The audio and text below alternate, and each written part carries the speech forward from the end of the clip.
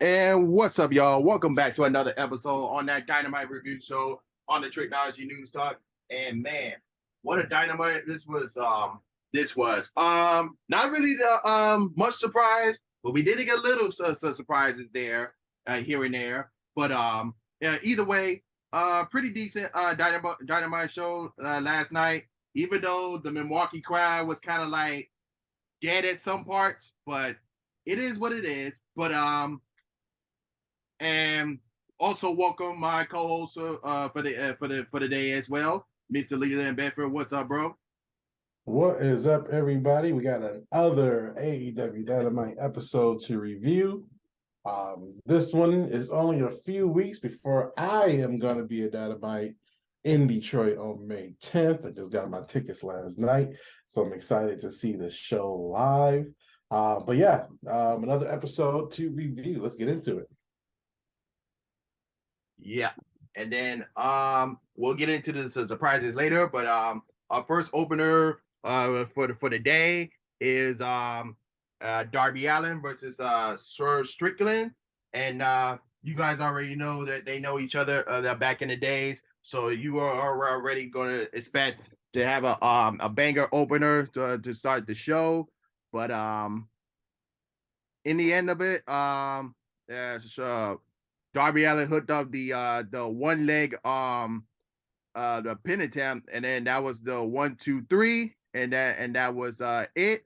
So yeah, so yeah, the main focus for Darby Allin is to work on the foot of Sir Strickland, who had recently had an injury on.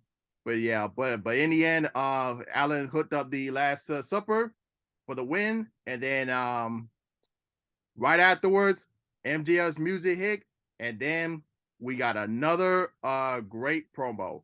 Now, we already seen from Jungle Boy already, but now last night we got with Darby Allin. Now, our Sammy Guevara did kind of have his promo by himself, but now we just have to wait and see if they're gonna do the face to face between MJF and Sammy Guevara next week.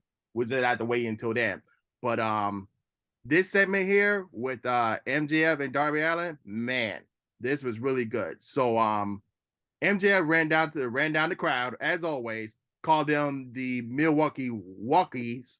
I don't know, I forgot how to pronounce it, but he congratulates Darby Allin on his win without Sting's help. MJF said that match at Full Gear Tour 2021 was one of the best in AEW history, and MJF beat him with a headlock takeover. Allin is it on the level of the devil? Allin asked if MJF is happy as 6 years ago when they wrestled in front of 30 people and MJF was miserable then and he is miserable now. Allin said he was miserable but sought out therapy. It has helped him and used money from AEW to buy his parents a house. Sting isn't his father, but he is one of his best friends. And he said this is MJF's 15 minutes. Allin got in MJF's face and said he has more to say and keep talking as MJF called him an arrogant little boy. MJF is sick of the morals of Allin, Jungle Boy, and Guevara as morals kills careers in this sport.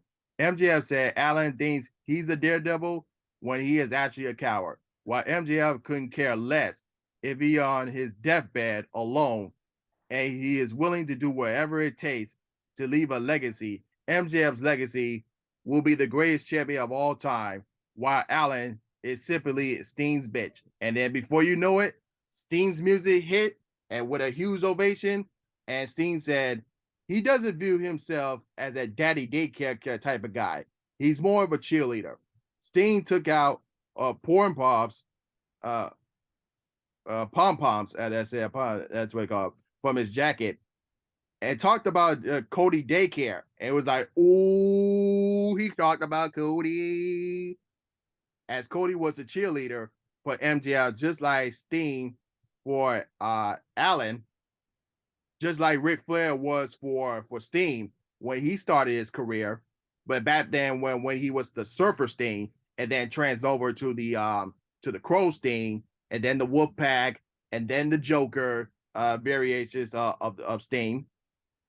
And he said he doesn't have the thirst for the world title anymore. as Showtime is almost over for Sting, but it's just getting started for Darby Allin. Sting told MJF that Darby Allin will be AEW World Champion. Mark his words. And Allin then said he is the one to end MJF's reign of terror as MJF spit in the face of Darby Allin and bailed out. So, couple of notes here. Sting did mention that on his last year on his contract with AEW, he said he's hanging up the boots. So we kind of got that note there from Sting himself. And then this was a pretty good like I said, this was a pretty good promo between MJF, the Darby Allin and Sting, as Darby Allin speaks his case on why he should be on his quest to be get AEW World Champion. But right now, somewhere next week in a week or two, now we need to see that face to face between MJF and Sammy Guevara. So, but other than that, what are your thoughts on the promo and also the match opener of the night?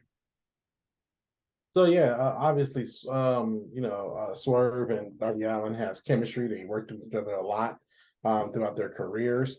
I mean, great match. Definitely a weird spot when Darby bit his foot. That was definitely interesting to see. But yeah, definitely a good match. Got him with the Last Supper. The promos was good. Hearing Darby was able to buy his mama a house and retire his daddy. I'm like, hey, how much AEW paid over there? But I mean, that showed you that he's in it for something different, and it shows you his motives and morals compared to MJF, of course, who we know don't have any morals. The Sting promo was good because it kind of went through all the stages of Sting, going from Beach Sting to Crow Sting to Wolfpack Sting to Joker Sting. I mean, that was pretty cool. And kind of hearing all that history from this guy. He did allude that he's about to get ready to maybe retire soon, but that Darby is ready for more action. So yeah, it was great to see Sting, come out there, cut that nice promo. He's such a legend, you know what I'm saying? He can't do nothing wrong. But yeah, so we've been talking about who's going to be in the front running for the AEW Championship with MJF. They keep going back from Jungle Boy to now Darby. Next week, will it be Sammy? So they keep coming. I think they might be building to a big four-way match at their next pay-per-view. Yeah, we got a long way to go because as you guys already know, Double or Nothing is on Memorial Day the weekend. Before we move on, I forgot to mention that when we announced when they announced the All In pay-per-view last week, I forgot to mention, and I didn't know this, but this is a little mistake we made. But now that All In, it's going to be on the I forgot to mention it is on the week before of Labor Day weekend, so we are not getting All Out. So just to make a clearance here, we're not getting All Out this year. So All In is the actual replacement for All Out this year. Yeah, because All Out was kind of the replacement for All In, and now All In is the replacement for All Out. Yeah, in the beginnings of the company, when it was just the Young Bucks throwing a promotion, the first one was All In. Tony Khan bought it, and then they couldn't use it because Ring of Honor owned the name. So now that they got the name rights again, maybe there won't be any more All Outs. Maybe it is just the All In. And I think All In definitely should be their WrestleMania, because this is what started it all. This is the catalyst that jumped, that proved that they can make money outside of the WWE world, or outside of the New Japan world, but throw their own promotion together. I mean, look, 5 years later, they're about to play Wimbledon. They're about to got a game coming out and all types of stuff. So, yeah, that I wanted to mention that this week had a little mistake last week because I didn't know it was All In was going to actually replace All Out. But I think I caught that note. Just want to give y'all a heads up on that. But moving on, we got a TNT title match between Powerhouse Hobbs and Silas Young from ROH. But it didn't go that long. So Powerhouse Hobbs hit the spine buster, followed by the Town Biscuits for a quick victory, and that was it. But after the match, as Hobbs and Marshall QT Marshall was about to drag Young up to the ramp, we saw Wardlow walk up to Powerhouse Hobbs' new card. What do you think of his new card? What do you think of his new card? Was dope. Nice colors. It was sweet. Yep, but it didn't survive the night. As Wardlow walked up to the car in the parking lot, he smashed the windows, scratched up the side of the door before destroying it, and turned back and looked at the forklift as he drove up to the window and tipped over the car, and then walked away. And he even had the keys to the ignition on the forklift because it was still going. Luckily, the car stopped it because if the car wasn't in the way, that forklift could be on the street. I don't know if that was a plan that was supposed to happen, but either way, and as Wardlow music hit, he went up to the ramp. Him and Hobbs started fighting it out, and that was before Hobbs was attempt to powerbomb Silas Young off the ramp where there was a table on the floor, but he stopped that. And then the wrestlers, referees, and agents try to separate Warlords and Hobbs, but that ended up bad news for Aaron Solo as Warlow powerbombed Aaron Solo off the stage through the tables. Well, one table break, but the other one didn't. Yeah. Yeah, I was worried that he might have hit the back of his head on that table because of the way he landed. So yeah, with this segment, not much to talk about with the match. We kind of know Silas Young is a dropper. So you kind of know where, Hobbs is going to go in and just squash him. I think the whole segment with Wardlow was definitely entertaining. The moment where he started to scratch the side of the door, that I had my TV turned up loud, and that sent god dang nails through my spine. Okay, but him smashing the windows is very satisfying. We love seeing stuff get destroyed, and then with the forklow, that should be one of his shirts. Just a picture of a forklift, and it's forklow. But when he turned to see the forklift over there, and then Taz on commentator saying "High-low Jones," and then he got into the high-low, and then went in and smashed it up, and then flipped it over. And my favorite part was at the end when he got out and he didn't put the brakes on, but he didn't panic because he saw that it was going to hit and stop. But that was pretty cool to see, just kind of roll and then hit it extra a little bit. That was pretty cool. But yeah, good to see these kind of attitude era kind of segments, this destruction of property type segments to increase the battle, increase the heat between these two. These big, massive dudes who, I'm not gonna lie, I like seeing them fight. I like seeing just big dudes just clobber away at each other.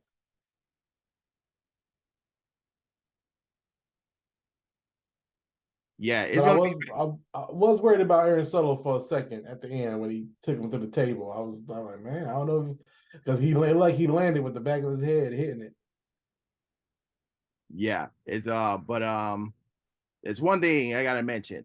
So we've been talking for months now, a couple of years for now. But we got an announcement that we will be seeing Powerhouse Hobbs defending the TNT title against Wardlow next week. But listen, I don't want the TNT title to become AEW's version of the 24/7 title. Like, this title has been hot potatoed ever since Cody left. So I don't know what's going to happen next week, but I feel like we need to put to the 24/7 titles a little much though, because we don't have guys running out in the ring like the Three Stooges, running all over the place in the middle of matches. Just ridiculousness kind of things happen at any kind of moment. I do agree this title is going back and forth, and they do hot potato it a lot. But like I said, I think that's what this title is designed to do. The AEW championship, if you look, every time someone wins that, they usually have it for like 6, 7, 8 months, at a time, or up to a year. So it's not like that title is important, not the hot potato. The tag team championships as well, that's something that can kind of go back and forth. But I do think with the TNT title, that is the TV title. So that is the title we're going to see get moved back and forth the most on TV. The AEW championship, that is the pay-per-view title. You pay to see who may walk away with that belt. But the TNT title, that's for free TV. Yeah, and that's why I say the AEW International title that Orange Cassidy hold, that's more of the AEW's version of the Intercontinental title. That's more of the Workers title, being Yeah. what Orange Yeah. Cassidy is doing with that title. But let me just say this: if they want to bring back Prestige to the TNT title, I would let Powerhouse win next week, and then let Warlow go away for a little while and try to like rebrand. He don't have to change his name or anything because just kind of like rebrand himself. So to back to what we know what Warlow used to be. So, but And that's what's that? that's my opinion. Was what he used to be. Just he all he had was he's the same Wardlow, just without a ponytail. But yeah, but that's my opinion. So that's my opinion. Yeah. But no, I mean, I think with Warlow, I think he's one of those guys. It's funner to watch him chase than to actually get it. Once he actually gets it, it's almost like it's not as fun anymore with him. But it's always fun to see him try to chase that title or chase the guy down with that title. So I think with Warlow, he's just one of those guys, man. It's better to watch him try to go for it than him actually get it. Now, what they can't do is have Hobbs win and then have somebody else come out and attack Warlow to start a new rivalry with Warlow. And now Warlow is distracted by this other rivalry that's happening. And then Hobbs get a chance to get a breather from Warlow. And we get a breather from Warlow in the TNT title and him being in that picture. But at the same point in time, he's not a bad guy to have at the forefront of that title division. But then you have your problem there. If Warlow wins, is anyone going to care anymore? That's the problem. Yeah, I agree. I don't think he should win but I agree with you there. I don't think he should win because like he just won and then it was up the next Wednesday. So I feel like we need to give a cooler to Warlow. And there's a reason why they must have took it off of him so quick. You know what I'm saying? Like, how did he just get it and him drop it in the same week? So it has to be a reason why. Maybe they seen that people didn't respond positively to him winning it again, and that's why they took it off of him so dang quick.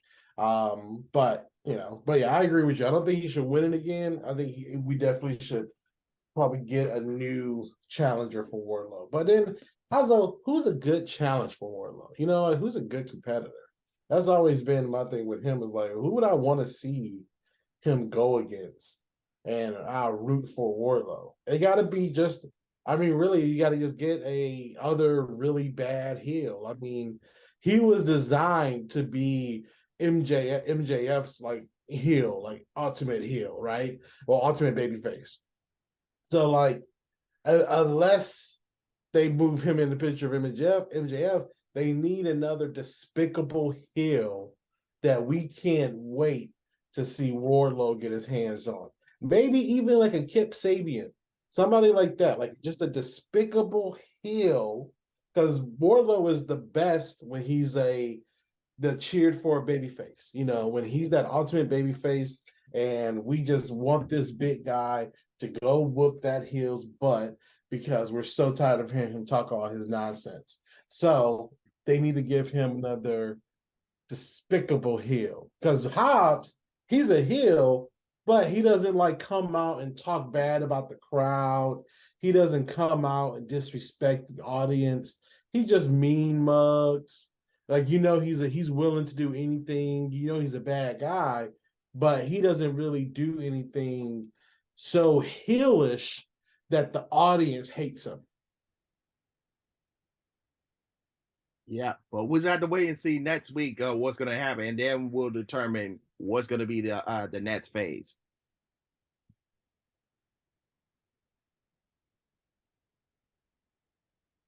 Yep. Hopefully I'll see what's happening in Detroit. Can't wait to see that.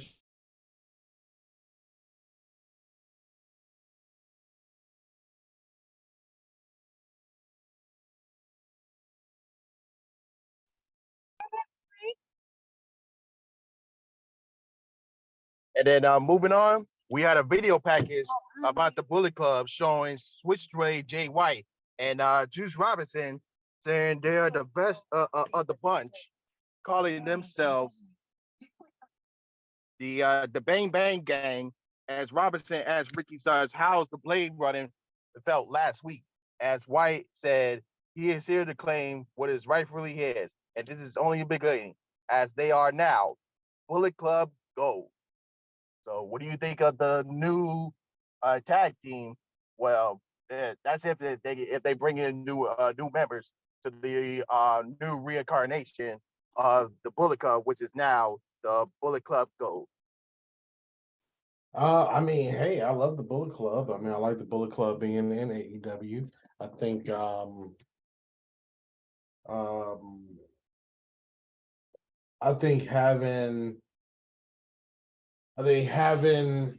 Bullet Club being a part of AEW, that I mean, there's so many different storylines they can go to because there's past Bullet Club meetings. I mean, the Bullet Club groups or previous Bullet Club members. Juice So Robinson and Ricky Starks. So yeah, I think that's what they're doing, and I think I see this rivalry continue to Double or Nothing, and then that's where at Forbidden Door they probably continue on for that, but I think it's probably continue on to Double or Nothing.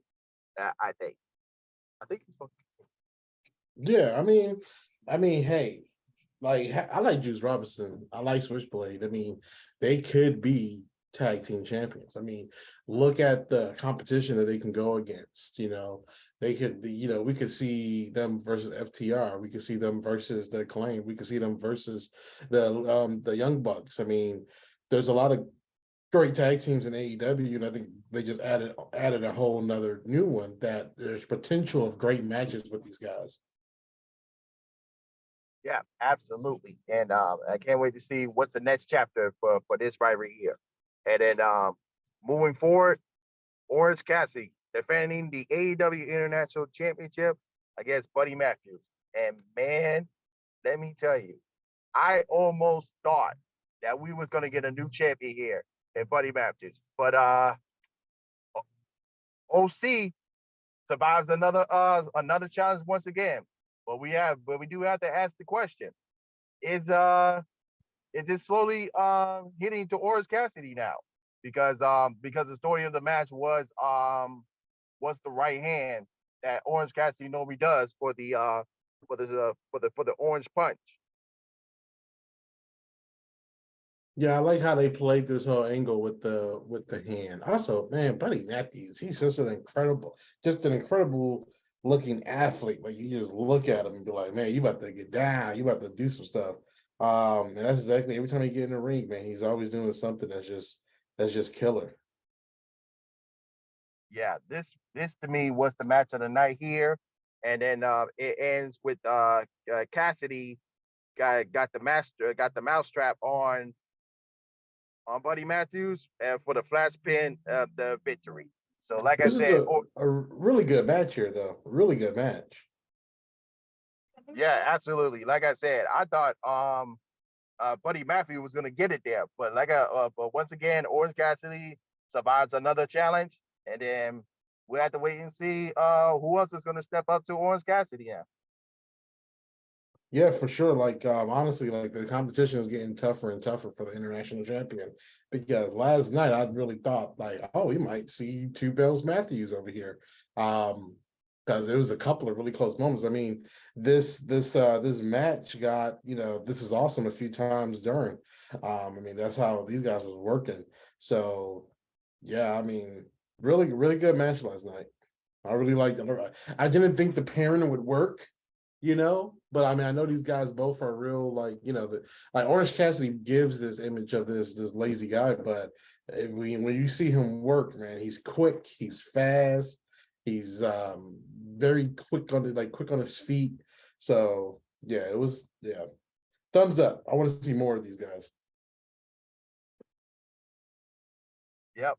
But moving on from that, we had a quick from finish from Cage and Luchasaurus. As Cage said, some things has changed, and we see Luchasaurus had on a new ring gear. So, what are your thoughts on the reemergence of Luchasaurus? Yeah, I like I like the new look. He looks more dangerous for a half man, half dinosaur, have Lucha Libre. I mean, I've always liked Luchasaurus, but he's seeing him all evil and dark now with the spikes and the scales. Yeah, and with Chris, he looks good with Christian too. They look like a very dangerous group. Yeah, we'll have to see. A very dangerous pair. You have Luchasaurus's brute strength and Christian Cage's mind behind his brute strength. Yeah, we have to wait and see what's their next plan's gonna be. Like I said before, I think Luchasaurus when we do have that fatal four way between the pillars, I think the Luchasaurus and Christian Cage is gonna reemerge and cost Jungle Boy the title. But that's just me. Well, we don't know what's gonna happen, but we'll have to wait and see. But Yeah. Renee Paquette with backstage with best friends and Orange Cassidy as Renee asked how's Orange Cassidy hands going, and Trent said Cassidy was fine and he will continue to defend his title. But Trent said that he and Chuck was a little jealous, so that they don't have going on their race. So they challenged the new IWGP Tag Team Champions at the Open to defend their titles on Rampage this Friday. No, Rampage be having some bangers, low key. Sometimes it be whack, but then sometimes you be like, okay, I might want to watch that. I record all of them, so I just be skimming through sometimes. But so lately, I've been watching the whole episode. Yeah, so we got our first announcement for Rampage this Friday, and then back to the ring. E.T. Page was in the ring. Talk about the rough patches that the firm has been have been going through these recent weeks. Page demanded to know why Matt Hardy hit him with the FTW title last week, and demands to know what Hardy put in that contract. And then Hardy and Isaiah Cassidy came out, said that Page should have read the fine print. Hardy said he manipulated Page, as the contract said, if Hook beats Page, then Hardy and Private Party are no longer under the dominion of the firm. Hardy then said he also wants to pick a match and stipulation that if they win, they are no longer to be in the firm. And Hardy absolutely contracted himself here, as he had no idea if Hardy and Private Party would actually free up the firm, whether they had to have to win a match for it to happen. And then Page said there are more than just Page in the firm, as Big Bill and Lee Moriarty attacked them back from behind until Hook tried to make the save, but the numbers are too much. And as the firm put the boots on Hardy and Cassidy and Hook until nerd music.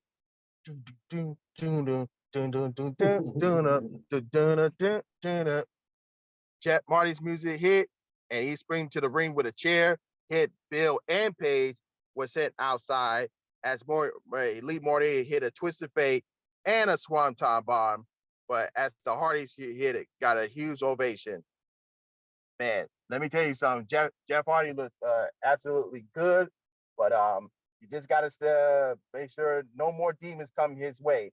As long as he stays healthy, he's by his brother on the side, and then man, the Hardys might get one last tattoo run before they hang up the boots. Yeah, I mean, look, this was an incredible moment. I mean, we had a big pop from that crowd. It was deafening in there for a second. I know they realized that he was really coming out. But when he came out, I mean, boy. But no, I'm happy to see Jeff back. Again, when you see him come back and you know what happened and you know what he did, or kind of that he's on some different kind of circumstances here. I mean, how many times can we do a welcome back a welcome back, thing for Jeff. I just want him to take care, make sure he's good, and then go from there. But yeah, it was a great pop, really great pop. I just hope we're not saying later on like he messed up again. I just don't want it makes me fearful for that story. But happy to have him back. I'm happy because now Matt can get out of these crap storylines. I mean, him trying to explain what was happening yesterday, that long-winded way of explaining what he did. That's just because of everything that he's been, had to go through because of his brother. So looking forward to Jeff getting back and being clean. Yeah, and then yeah, man, I'm glad to see the Hardys back, and but we have to wait and see when we're gonna get that Matt Hardy versus Ethan Page match. But it's gonna happen down the road. We don't know when, but we just have to wait in a couple of weeks of when that's gonna happen. But moving on, Kenny Omega, in which we thought was a live promo, which turned out to be a pre-tape promo. And then Kenny Omega had a comment when he was on his home last week, and then he talked about the attack from the Blackpool Combat Club in the recent weeks. Omega thanked the doctors for helping him out, and he said he understands why the BCC did what they did. They wanted to make headlines. Omega said that he had to take it personal for what they did to Don Callis. While Callis may not be all that likable, he still calls him family. And this isn't blood for blood. And whatever Omega sees them next, it will be much, much worse. The size of the big picture. Yeah, definitely. Yeah, this was the promo. Good, it got me. I didn't know Kenny was there, but we figured out later he kind of was. But this is just them building up this feud between Blackpool Combat Club, and again, when we get to their segment, they are starting to say barbaric. They are starting to say barbaric, and if I'm not, looking too much into it, I would assume they may be changing their name to the Barbaric Combat Club or something like that. But yeah, anyways, yeah, Kenny duped us with a promo. Yeah, and then we switched to the Blackpool Combat members, John Moxley and Carlo Castagnoli against Brandon Cutler and Mike Wazowski. So the man, credits to Michael Johnson and Brandon Cutler, who put up a fight than we expected to be, and with a visual of Cutler bleeding in the match throughout his face match was pretty good, but they it was just too much for them, man. They couldn't hold it until uh they hit the Death Rider and also the King Kong lariat to beat them down, and then the referee had to call for it, and that was it. And then after the match, Moxley took the mic and said the Elite and Don Callis had glass jars until Kenny Omega's music hit, and then we realized he was in the building tonight, and that promo he did, that was pre-taped. So his music hit, he walked out from the bat, and with the BC's attention turned, and before you know it, it's Super Kit Party with the Young Bucks. They ran in from behind, and we had a huge brawl in our hands. And the Young Bucks laid out Moxley with the BTE trigger as Omega slid in the toolbox as he was about to cluck Moxley until Matt Jackson stopped him. So he said, let me give you something else. He went to his pocket and pulled out the screwdriver, the same screwdriver that Brian Danielson did on Heyman Adam Page. So Moxley was split in Moxley split in Matt's face and dared Omega to do it. But Claudio Castagnoli and Wheeler Yuta pulled Moxley free out of the ring, and then Omega hit the ring post with the screwdriver, and then the BCC was in retreat from the crowd, and then this was just another day, and we already planting seeds for the blood and guts match, which I think is going to happen in June. I think probably after Forbidden Door, Yeah. because they did it after Forbidden Door last year. Yeah, this was definitely this. Okay, I got a big problem with this segment. Okay, my big problem with this segment is why, oh why, did the Elite and Kenny Omega wait so long to go save Brian Cutler and Nakazawa? I mean, they were getting beat down for a while. Why didn't they come out sooner? That was my only issue with that segment. I was like, okay, if you guys were there the whole time, why didn't you guys come out sooner to help them out? But you know, they were in a match. They were violent. Feel bad for Brian Cutler and Nakazawa. They don't get much action. And then the action, the day they see themselves on the card, it's a giant beatdown, you know. So definitely not a good day at the office for them. But building up to this rivalry, I really like this rivalry. I really like these guys. You know, this is a new matchup for us. They always been kind of in the same circle, but never kind of went at it together. So I'm loving that it is this matchup with these elite guys, you know. Yeah, and then we go backstage with Tony Schiavone as he was with Swerve Strickland, and then with Brian Cage and Prince Navarre, and we got listen, we got the mobile. You got the mobile affiliate association with the embassy. Do we see another super faction here with the embassy and the mobile affiliates?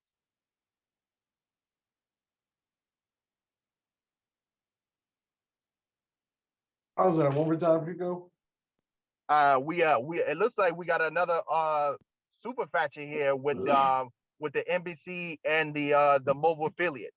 Oh yeah, these guys coming together. I mean, having Swerve around, you know, the embassy, that's real danger right there. Those guys are mean and mad. I really don't get what this whole thing is with Brian Cage and Swerve, and I think this is Tony just trying to mix it in with his Ring of Honor crews and his AEW people. I thought Swerve had a crew. I thought he had Bordeaux, whatever the hell his name is, but Parker and my man's Clink or Chink,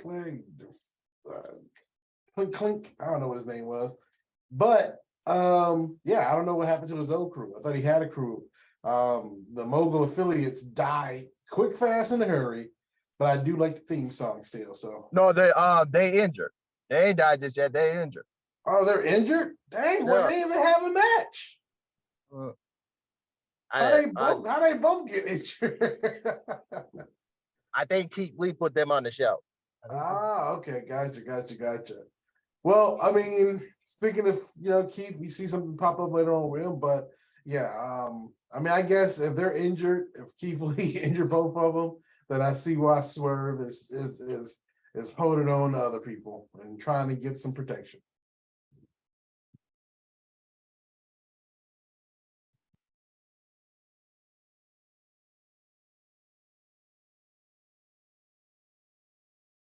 But now knowing that they are injured, that's good to know. Because I was like, wait a second, didn't he? That must have been on a Rampage episode I missed. But then he just have people, and now he don't have no people. What's up with that?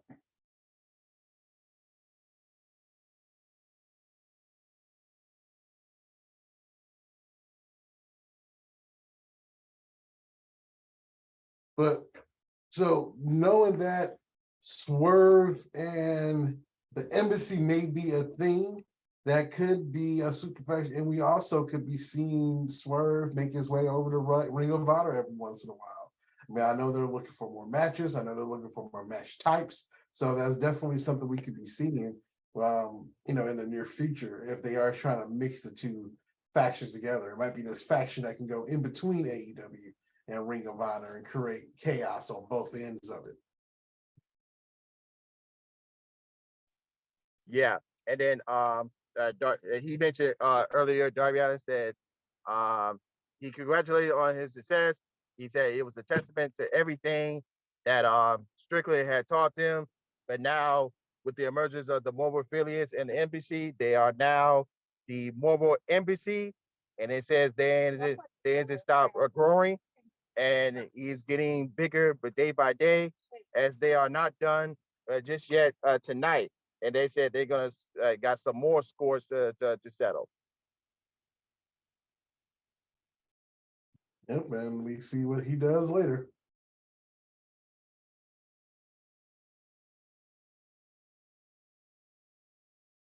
So what was And the then next? now, Go ahead. yeah, we move on to Tony Storm and Ruby Soho of the Outcast versus Riho and Sky Blue. And then even though most of this match was by picture, so you couldn't really see too much of everything, but the match briefly broke down to Rio at the almost at the upper hand on Ruby Soho, but Tony Storms made the save, who hit the German suplex and the sweet cheek music, and then followed by the Storm Zero on Sky Blue to get the victory.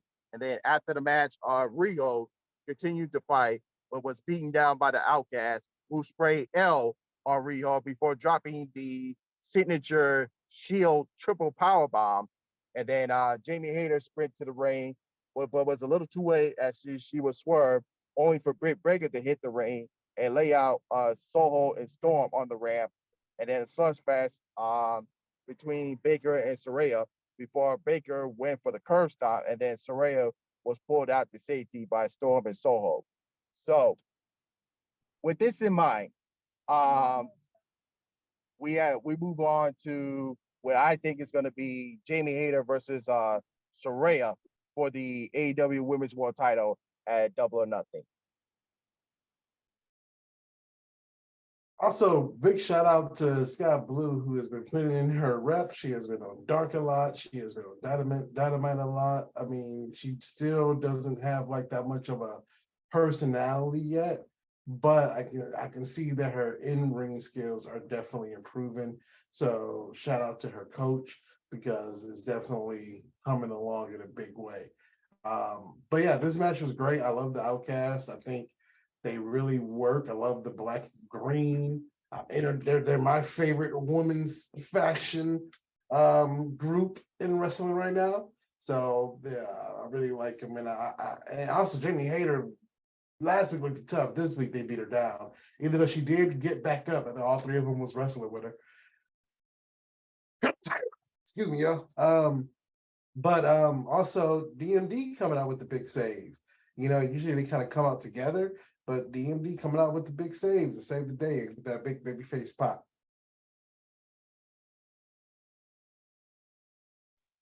Yeah, but like I mentioned, it's gonna lead to Jamie Hayter versus Saraya, which I think that might happen for Double or Nothing. But we'll see what's gonna happen.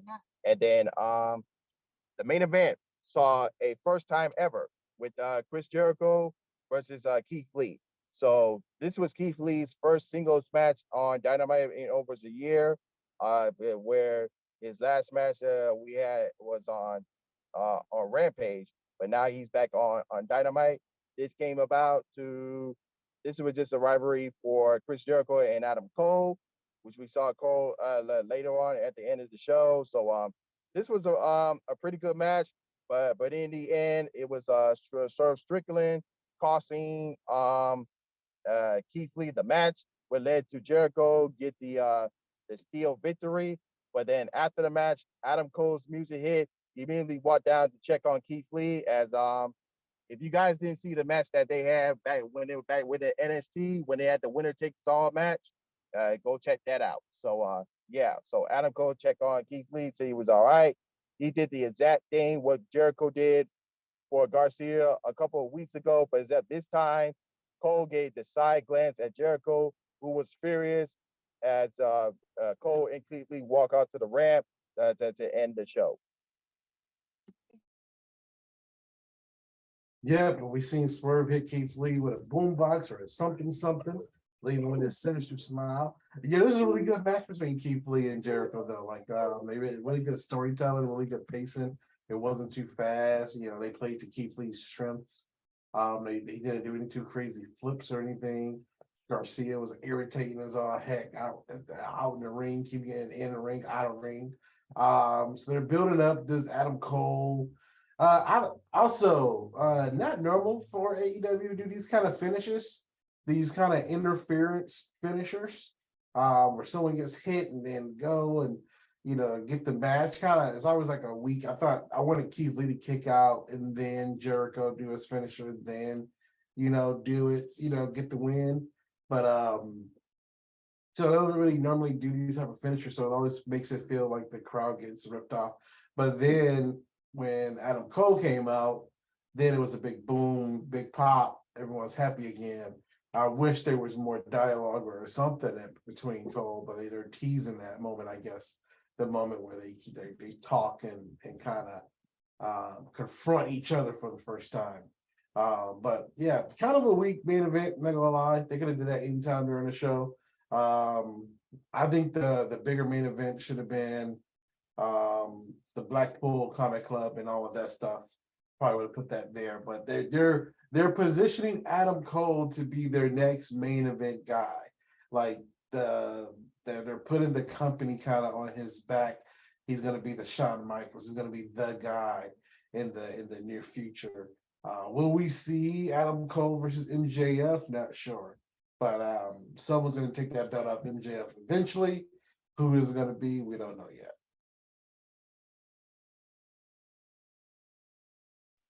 Yeah, we're going to see future Adam Cole matches down the line, but I think when that time comes, Adam Cole might be one of the participants that might take the title of MJF, but that was still hopefully they don't face each other this year, because we know that MJF is not losing this title this year. When we get to 2024, then that's what's going to happen. But I think we just need to keep Adam Cole on away for the AEW title for right now, try to build him up. And then this is a good way to build him up to be in a rivalry with Chris Jericho. And it's definitely going to lead up to Double or Nothing.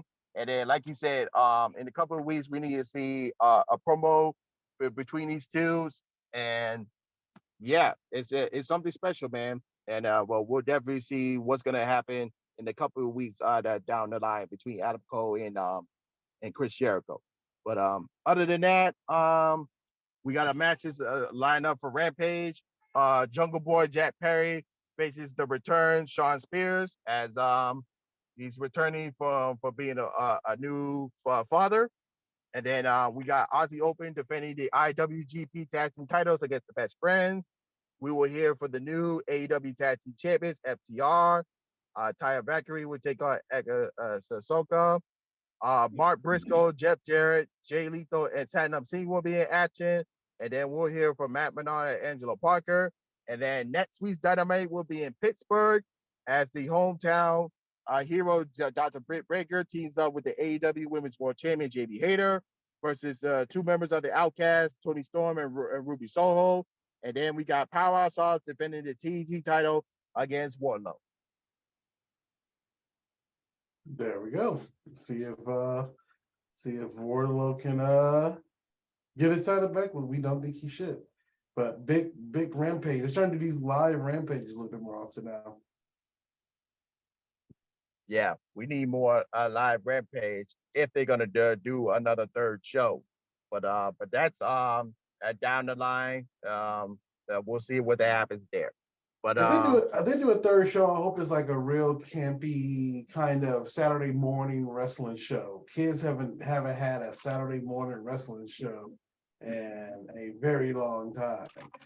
So I think if they did a third show, it might be totally out of left field, but I don't think I need another serious wrestling show from AEW. I would love a nice campy, can have fun one, something that people can watch with their kids type show. Yep. But we'll see what happens. but that's in the near future. But other than that, it was okay. It was an okay Dynamite episode this week.